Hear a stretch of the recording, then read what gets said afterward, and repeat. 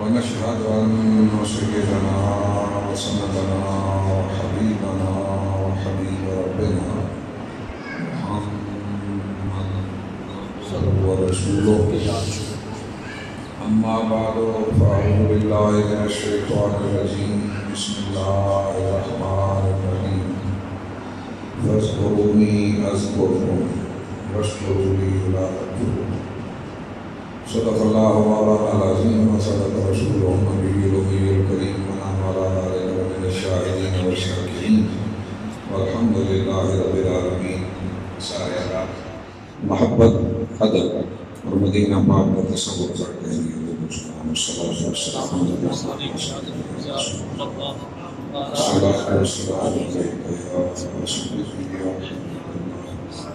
الصلاة والسلام عليك يا سيدي الأنبياء والمرسلين وعلى آلك وأصحابك يا سيدي يا شفيع المسلمين.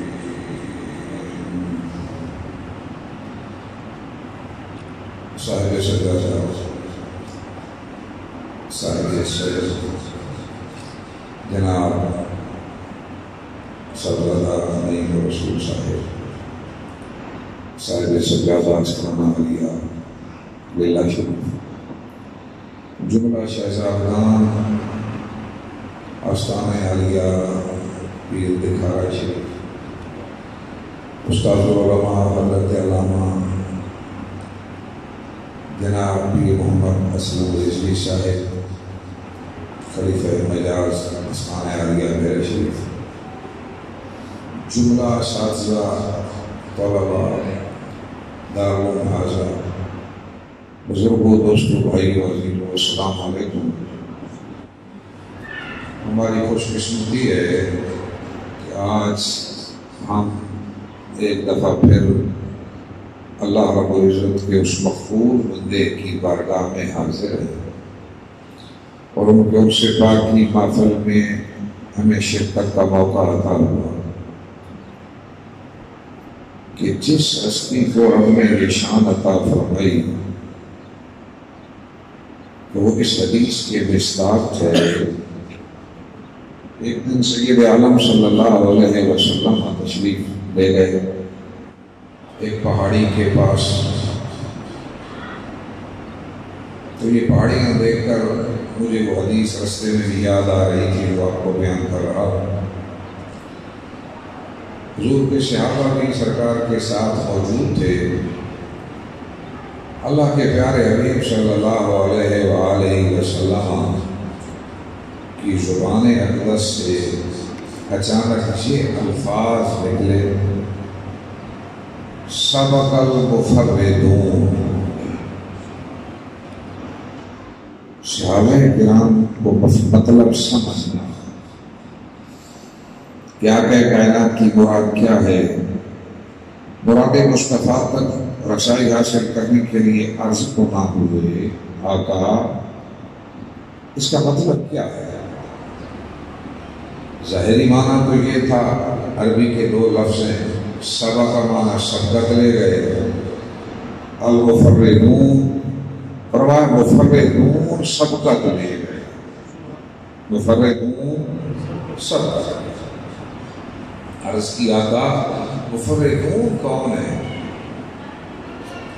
سبحان اللہ یہ حدیث کیسے پیش آتی ہے سنو ترجمہ. سرکار نے فرمایا مفردون ذاکرون ہیں جو اللہ کا ذکر کرنے والے. سبق المفردون کا مطلب ہوا اللہ کا ذکر کرنے والے اس سے لو لگانے والے سب نمبر لے گئے. تو میں رستے میں سوچ رہا تھا کہ یہ حدیث اس ہستی پہ کیسے فٹ آ رہی ہے. اہل دنیا طلب دنیا میں مشغول تھے. کوئی جاہو منزلت کی تگ و دو میں تھا, کوئی مال و ثروت اکٹھا کرنے کے لیے کوشاں تھا. شبوں میں وہ دنیا ایک کیے ہوئے تھی. تو یہ اللہ کا بندہ سارے جہان کو خوش کر کے توجہ اللہ کر کے اس پہاڑی پہ اللہ اللہ کر رہا تھا. دنیا سے روٹ کر تبتل الیہ تبتیلا، میرے کریم محبوب کی سنت پہ عمل کرتے ہوئے متوجہ اللہ ہوا. راستے میں بہت ساری گاڑیاں آتے جاتے دیکھ کر میں سوچ رہا تھا کہ فذکرونی اذکرکم کا نظارہ بھی یہاں نظر آ رہا ہے. رب کہتا ہے مجھے یاد کر کے تو دیکھو میں تمہیں یاد کروں. بس رزلٹ ہے یہی، نتیجہ ہے یہاں آ کر یہی سبق ہمیں ملا ہے. جس کسی نے اس سے لو لگائی ہے نا، تاریخ گواہ ہے تو ایک بھی محروم نہیں کیا بشرطے کے صدقے دل سے اپنے رب سے لو لگائی. امیر تھا، غریب تھا، جیسا بھی تھا، ایک جھونپڑی میں بیٹھا ہوا بھی جب اس سے لو لگا لیتا ہے تو اس کی شان کریمی اس کو مقام رفیع پہ پہنچا دیتی ہے. لیکن یہ اپنی اپنی قسمت اور نصیب ہے. سید عالم صلی اللہ علیہ وسلم نے ایک دن ارشاد فرمایا، حضور کی بارگاہ میں حضور کے قریب صحابہ حاضر ہو گئے جو صاحب ثروت نہ تھے، جن کے پاس مال و منال نہیں تھا، غلام نہیں تھے. حاضر ہو کے عرض کی، آقا جی آپ، ہم نماز پڑھتے ہیں، ہم غریب لوگ ہیں، یہ امیر لوگ بھی نماز پڑھتے ہیں، ہم روزہ رکھتے ہیں، یہ امیر صحابہ بھی روزہ رکھ لیتے ہیں، ہم حج کرتے ہیں، یہ بھی حج کر لیتے ہیں. لیکن ایک بات ایسی ہے جس میں یہ ہم سے نظر لے گئے، ان کے پاس مال و منال ہے، دولت ہے، یہ غلام آزاد کرتے ہیں، یہ صدقات کرتے ہیں، اللہ کی راہ میں مال لٹاتے ہیں اور مقام پا جاتے ہیں. ہمارے پاس مال و دولت نہیں، ہم پیچھے رہ جاتے ہیں. سابقوا فی الخیرات، قرآن کا حکم ہے کہ نیکیوں میں کمپٹیشن کرو، مقابلہ کرو، نیکیوں میں بڑھنے کی طرف ایک دوسرے سے مقابلہ کرو. آج تو ہم، اللہ معاف کرے، دنیا زن اور زر کے پیچھے دوڑی ہے. دیکھا نہیں، اور میں رات بھی سوچ رہا تھا، سرکار نے فرمایا تھا دنیا جیفتن و طالبها کلاب. ارے دنیا کی طلب میں انسان کہاں کہاں پہنچے. پرانی اصطلاحات کا مذاق اڑایا جا رہا ہے، پرانی الفاظ سے لوگوں کو دھوکہ دے کر خود کوئی عمل ان پہ نہیں کیا جا رہا. کیا کیا جائے؟ میرے نبی سے نسبت غلامی رکھنے والوں، آؤ میرے کریم حبیب صلی اللہ علیہ وآلہ وسلم نے جس طرح ہمیں متوجہ کیا ہے، ہمیں اسی طرح بھی متوجہ ہونا ہوگا. اسی میں ہی ہماری کامیابی، اسی میں ہی ہماری کامرانی ہے، اور اسی طریقے سے ہی ہم درجات پا سکتے ہیں. احادیث رسول پہ عمل پیرا ہو کر، قرآنی احکامات پہ عمل پیرا ہو کر ہی ہم بارگاہ خداوندی میں شرف قبولیت پا سکتے ہیں. سوائے اس کے کوئی چارہ نہیں کہ تاریخ میں جتنے لوگ بھی کامیاب ہوئے وہ وہی ہوئے جو اس مقام پہ اس انداز میں پہنچے. اب قرآنی حکم تھا سابقوا فی الخیرات، نیکیوں میں آگے مقابلہ کرو، بڑھو، جمع کرو. حضور کے صحابہ کو اس کا مفہوم سمجھ آ گیا. بارگاہ خدا محبوب میں حاضر ہوئے، آقا نمازیں ہم پڑھتے ہیں، امیر بھی پڑھ لیتے ہیں، روزے ہم رکھتے ہیں، امیر بھی رکھ لیتے ہیں، لیکن ان کے پاس مال و دولت ہے، یہ راہ خداوندی میں لٹا کر مقام پا رہے ہیں، ہم سے صدقہ لیے جا رہے ہیں. تو دل میں کلک تھی کہ ہم کہیں پیچھے نہ رہ جائیں. سابقوا فی الخیرات میں یہ ہم سے آگے چلے جائیں گے. ہم بھی غلام مصطفیٰ ہیں، یہ بھی غلام مصطفیٰ ہیں، لیکن ان کے پاس مال ہے، یہ تو صدقے خیرات کیے جا رہے ہیں، پڑھ گئے، ہم رہ گئے. اب تڑپ دیکھو نا، آج کوئی مرید پیر کے پاس آتا ہے، کوئی شاگرد استاد کے پاس آتا ہے، کوئی علاقے کے سربراہ کے پاس ایک عام آدمی آتا ہے، مجھے رکوا دو، میرے بیٹے کی ملازمت لگ جائے، میرا کاروبار دعا کرو ترقی کر جاؤ۔ ایک ہمارے علاقے کے شاہ صاحب ہیں، پیر صاحب، وہ مجھ سے کہنے لگے 2 صاحبزادے لائے، مفتی صاحب ان کو پڑھا دو، یہ قرآن حدیث کے مدرس بن جائیں، ہمیں تو ساری زندگی مریدوں نے چاٹی کے ارد گرد گھمایا ہے۔ میں نے کہا وہ کیسے؟ چٹوری کس کو کہتے ہیں؟ جس میں یہ دودھ بڑکتے ہیں لوگ، ہمیں تو اس کے گرد گھمایا۔ میں نے کہا وہ صرف کیسے؟ کہا سارا دن بیٹھتے ہیں، ایک مرید آ رہا ہے جی تویز دو، میری گائے دودھ صحیح نہیں دیتی، دوسرا آ جاتا ہے میرا مکھن صحیح نہیں رہا، تیسرا آ جاتا ہے میرا گھی صحیح نہیں ہے، چوتھا آ جاتا ہے کاروبار نہیں چل رہا۔ کوئی اللہ رب العزت کی راہ اور اس کی معرفت حاصل کرنے کا تو سوال لے کے آنا ہی نہیں چاہتا، دنیا کے مقاصد لے کے دنیا آ رہی ہے۔ فرمایا مجھے یہ بچے پڑھا دو، یہ قرآن حدیث کا کام کریں۔ اور میرے مسلمان بھائیوں، عرض کرنے کا مقصد یہ تھا، گزارش کرنے کا مقصد یہ تھا کہ صحابہ کرام کو یہ طلب تھی کہ آقا یہ نمبر لے گئے ہم سے، ہم پیچھے رہ جائیں گے، کوٹھی بنانے میں نہیں، دولت اکٹھی کرنے میں نہیں، یہ دولت خرچ کر کے درجات پا رہے ہیں، ہم پیچھے رہ گئے۔ تو میرے کریم محبوب نے اپنے غلاموں کی تڑپ اور جذبہ دیکھا نا، تو ایک نسخہ تھا، حوصلہ تھا فرمایا، اور قیامت تک آنے والے ہر غریب فقیر امتی کو ایک ایسی چیز عطا فرما دی کہ اگر آج بھی ہم اس میں عمل پیرا ہو جائیں تو اس کا مقام اور شان اور مرتبہ کیا ہے؟ وہ اس حدیث میں سنیے، سرکار نے فرمایا نماز پڑھا کرو نا 33 مرتبہ کہا کرو سبحان اللہ، 33 مرتبہ کہا کرو الحمدللہ، 34 مرتبہ کہا کرو اللہ اکبر، اور ایک روایت میں آخر میں لا الہ الا اللہ کے الفاظ سنیے۔ فرمایا یہ پڑھو گے نا تو جو تم سے آگے سبقت لے کے نمبر لے گئے ان کو پالو گے، اور جو تمہارے پیچھے آنے والے ہیں وہ تمہارا مقام پا نہیں سکے۔ کیا شان ملے گی؟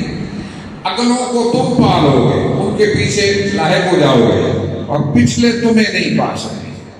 یہ شان تمہیں اس سے عطا ہوگی، وظیفے سے مل جائے گی۔ صحابہ جا کے شروع ہو گئے نماز کے ساتھ، غریب صحابہ جب شروع ہوئے تو امیر صحابہ نے بھی یہ وظیفہ شروع کر دیا، تو کوئی بھی نہیں حضور کی کسی ایک ادا کو چھوڑنا نہیں چاہتے تھے، امیر صحابہ نے یہ وظیفہ شروع کر دیا۔ اب پھر غربا غریب صحابہ حضور کی بارگاہ میں دوبارہ حاضر ہو گئے، آقا آپ نے ہمیں نسخہ بتایا تھا، وہ ہم نے جا کے شروع کیا، تو امیروں نے بھی شروع کر دیا، وہ تو اس میں بھی ہمارے ساتھ شریک ہو گئے، اب ہم کیا کریں؟ سرکار نے فرمایا ذالک فضل اللہ یؤتیہ من یشاء، یہ میرے رب کا فضل ہے جس کو عطا کر دے، سبحان اللہ، میرے رب کا فضل ہے جس سے عطا کر دے۔ آؤ میرے نبی صلی اللہ علیہ وسلم کے غلامی رکھنے والوں، ہماری آنکھوں کے سامنے ہے، پہاڑوں پہ بیٹھ کے اللہ اللہ کرنے والوں نے وہ مقام پایا۔ گاڑیاں میں یہاں آنے جانے والی دیکھتا ہوں، کتنی قیمتی گاڑیاں ہیں، امیر ہیں کبیر ہیں، گھروں میں رات کو نیند نہیں آتی، گردے میں درد ہے، فلاں مرض ہے، چلیے پیر دکھا رہے کہ قدموں میں سلامی کر کے حاضر ہو جائیے، ہماری اللہ تکلیف کا مداوع کر دے گا۔ میرے نبی سے نسبت غلامی رکھنے والے حالات یہاں پہنچ گئے، کیفیات یہاں پہنچ گئے کہ ہمیں وہ راہیں بھول گئی جن راہوں پہ چل کے ان اللہ کے پیارے اور مقبول بندوں نے ہمیں منزل دکھائی تھی، ہماری تو حالت یہ ہو گئی۔ سید عالم نے ارشاد فرمایا تھا، یہ حدیث سنا کہ گفتگو ختم کر دوں گا، میرے کریم حبیب نے ارشاد فرمایا تھا عزت تخذ الفیء والامانۃ مغنما والزکاۃ مغرما وتعلم لغیر الدین فاطاع الرجل امرأته وأبكى أمه وأدنى صديقه وأقصى أباه وظهرت الأسواق في المساجد۔ سبحان اللہ۔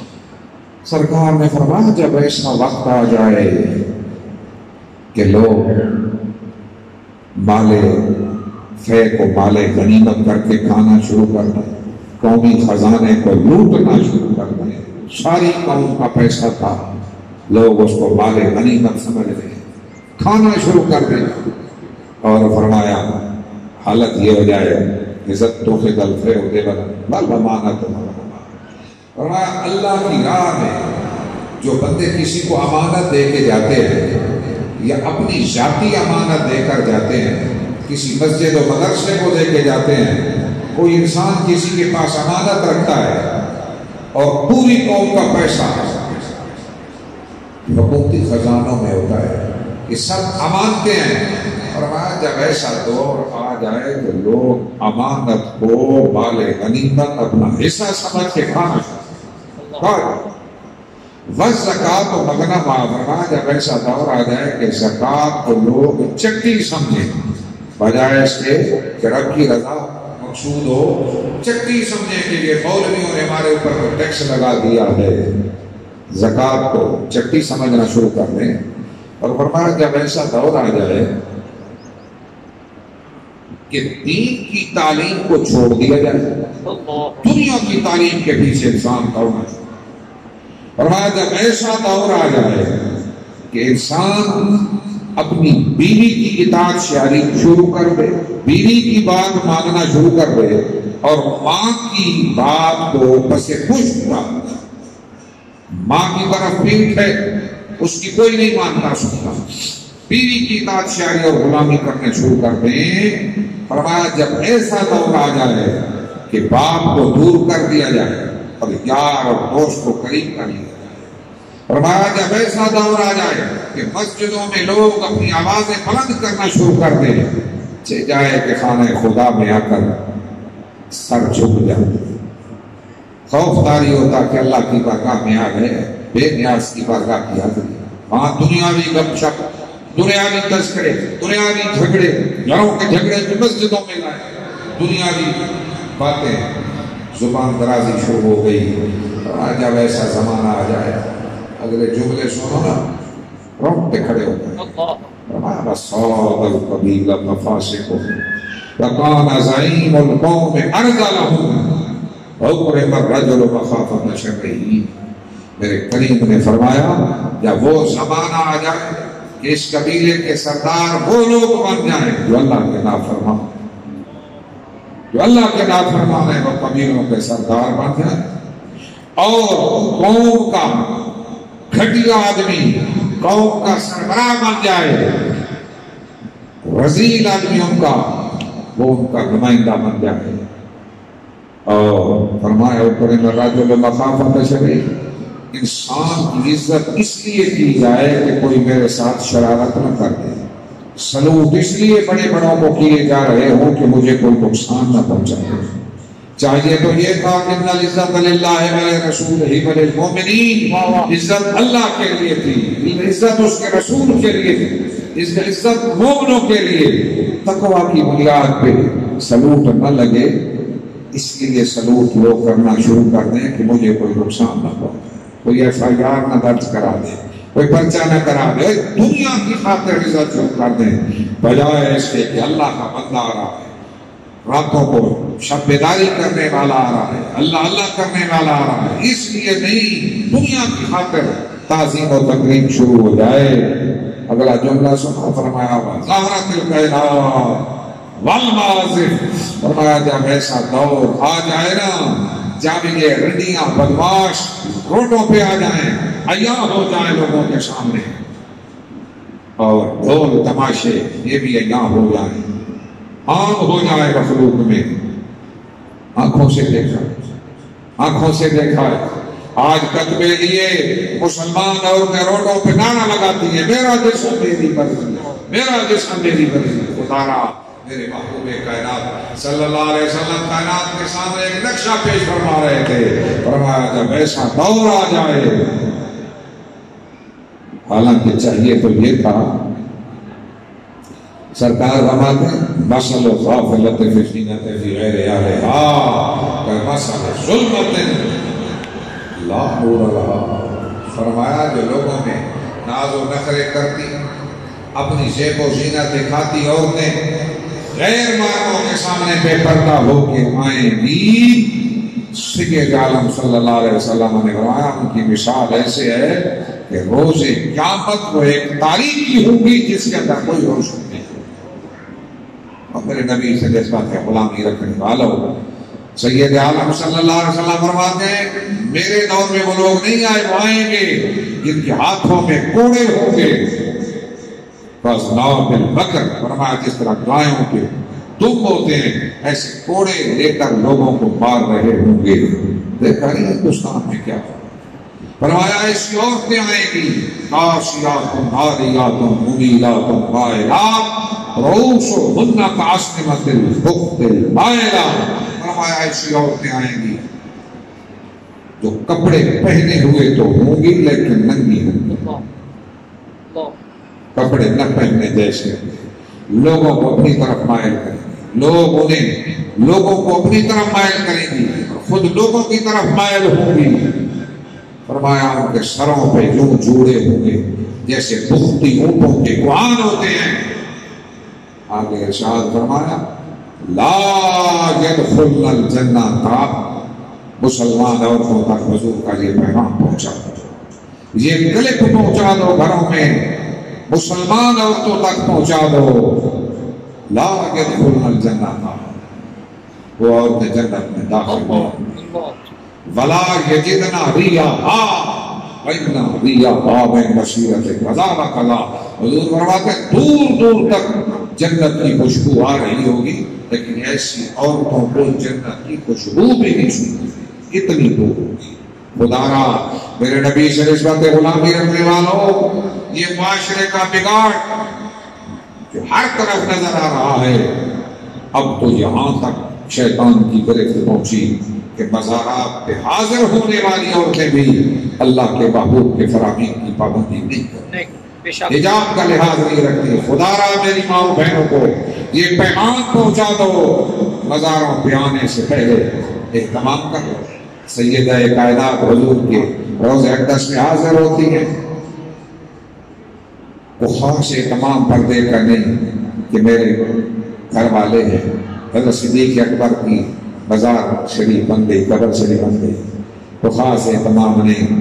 جب حضرت فاروق اعظم مدفون ہوئے نا روز اقدس میں، تو مائی صاحبہ فرماتی ہیں کیا ارشاد فرمایا واللہ لا دخلتہ الا واشتدت علی ثیابی، خدا کی قسم جب سے عمر اس قبر روز اقدس میں آیا ہے، اب میں جب آتی ہوں تو پردے کا اہتمام کرتا ہوں، حجاب میرے پر مجھے عمر سے حجاب۔